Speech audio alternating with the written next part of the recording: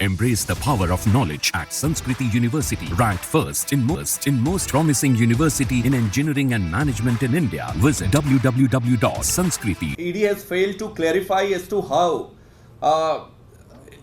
is required for tracing out the complete money trail, which means ED ये fail हो गई कि पूरे पैसे कहाँ से आई और कहाँ गई ये इस्टेब्लिश करने में ED पूरी तरीके से फेल हो गई। ये पैरा 24 में पूरी क्लियरली लिखा हुआ है। इसमें यह भी लिखा गया है कि ईडी ये चाहती है कि चूंकि ईडी खोज नहीं पा रही है पैसा कहां है, इसलिए ईडी ये चाहती है कि जब तक वो पैसे का ट्रेसिंग नहीं कर लेते हैं तब तक वो जेल में रखना चाहते हैं।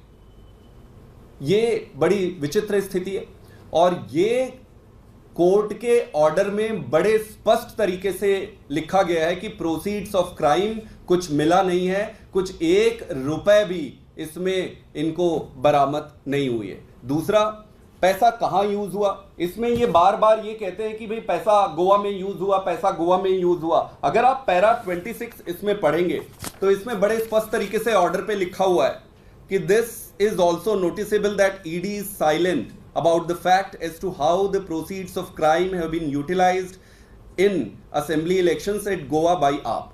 ये भी ये लिखा हुआ है बड़े क्लियरली कि भाई ईडी फेल हो गई ये बताने में कि कैसे ये असेंबली इलेक्शन में पैसा और कहां खर्च किया है।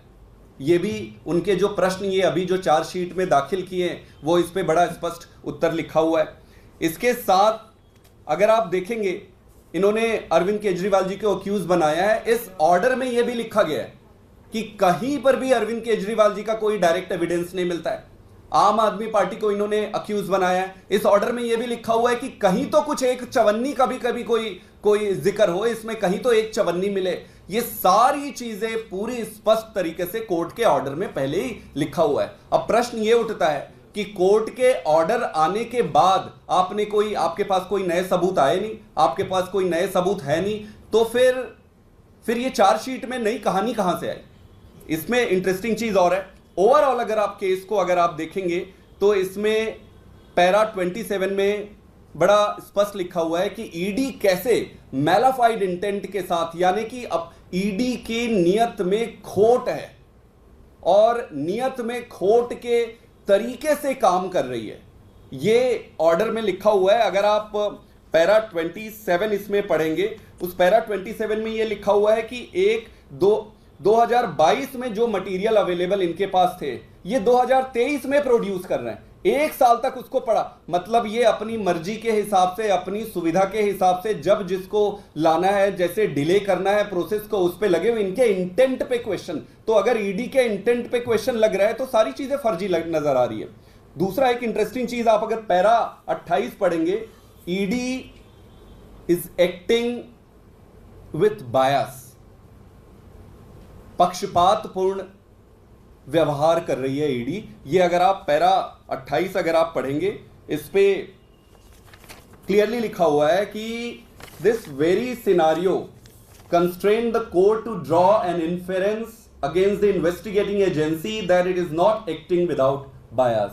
मतलब कोर्ट को यह भरोसा नहीं हो रहा है कि ईडी बिना बायस, बिना पक्षपातपूर्ण व्यवहार कर रही है। इसका मतलब है कि कोर्ट को डाउट है कि ईडी किसी न किसी पक्षपातपूर्ण भावना से प्रेरित होकर काम कर रही है। इसमें एक और इंटरेस्टिंग चीज लिखा है जो आप सबको पढ़ना चाहिए और देश के सामने, जनता के सामने है ये ऑर्डर, कि ईडी खुद भी जानती है कि उसके पास सबूत नहीं है। ईडी खुद भी जानती है कि उसके पास सबूत नहीं है, लेकिन ईडी सबूत खोजने की कोशिश कर रही है ताकि अक्यूज्ड को या जिनको ये जेल में रखना चाहते हैं वो जेल में रख सके। तो इनका पर्पस मनी ट्रेल खोजना या केस को मजबूत बनाना या केस को कंक्लोजर की तरफ लेके जाना नहीं है। इनका पर्पस है जेल में रखना, और जेल में रखने के लिए जो जो जरूरी चीजें हैं उसको खोजते रहना।